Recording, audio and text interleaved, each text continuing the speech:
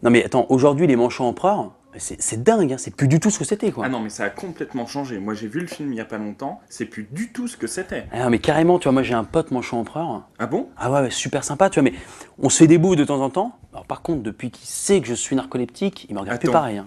T'es narcoleptique? Ouais? Pourquoi? Attends, mais c'est dingue! Mais moi aussi! Non! On est tous les deux narcoleptiques! Oui! Oh putain. Je t'ai dit que j'avais un pote manchot empereur. Ah mais le mec, il me juge depuis qu'il sait que je suis narcoleptique. Attends, t'es narcoleptique? Non, toi aussi? Mais oui! Putain!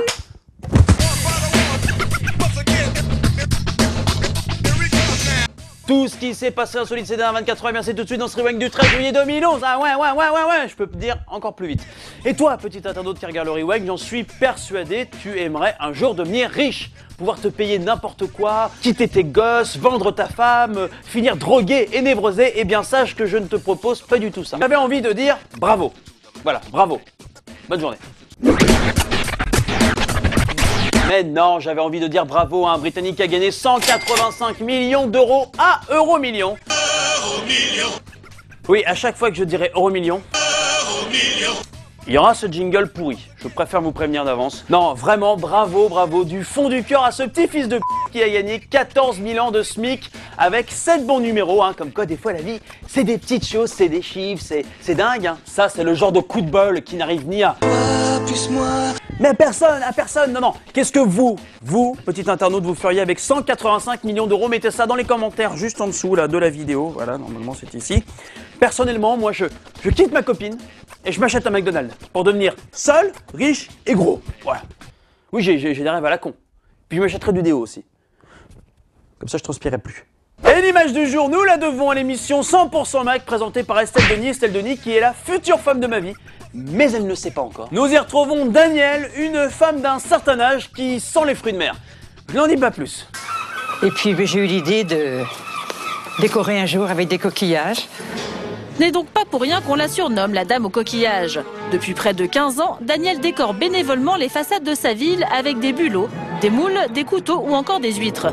Même sa propre boîte aux lettres y est passée. Et je me suis dit, je vais faire une bouche avec du ciment. Puis après, vite, j'ai collé les coquillages pour faire des dents. Je commence toujours par les yeux. Et puis c'est parti, cette boîte aux lettres, je me suis beaucoup amusée. Donc ça, c'est une boîte aux lettres.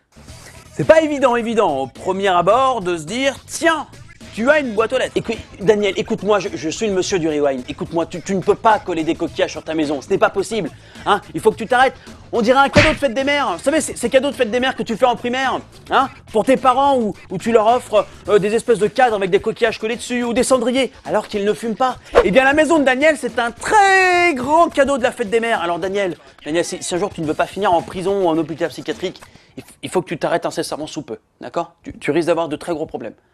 Allez, avant de se quitter, j'avais envie de dire une seule chose, vive les coiffeuses. Non, pas parce qu'un jour j'ai rencontré en soirée une coiffeuse qui, ma foi, était très jolie, mais qui avait dû arrêter l'école en CE2. Non, je vais vous raconter une news qui s'est passée en Russie.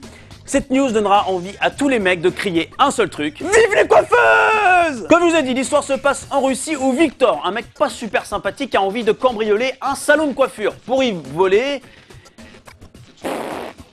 un sèche-cheveux, de la coloration, alors que pour lui tout devait être très simple, ou peut-être y voler des ciseaux, ou du gel pour les cheveux, ou... Tombe sur la propriétaire Olga, 28 ans, qui s'avère être, attention c'est véridique, ceinture noire de karaté, elle arrive à le maîtriser, elle le ligote avec du câble électrique, et puis là, elle lui fait avaler du Viagra, les petites pilules bleues qui rendent très dur les hommes, tout ceci pour le mettre tout nu et s'en servir comme objet sexuel pendant des heures.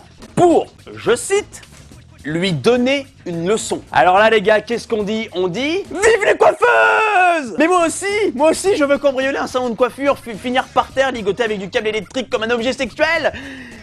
Non, alors par contre, le seul problème c'est que mon coiffeur est un homme et que, vu les regards qu'il me lance depuis le temps que je viens chez lui, je ne veux pas devenir son objet sexuel. J'enlève cette idée de mon crâne. Hein. Mais si toi, qui regardes le rewind, tu as aussi un salon de coiffure et que tu as envie que je devienne ton objet sexuel, eh bien laisse l'adresse en dessous, je viendrai te cambrioler, voilà, tout se passera très bien.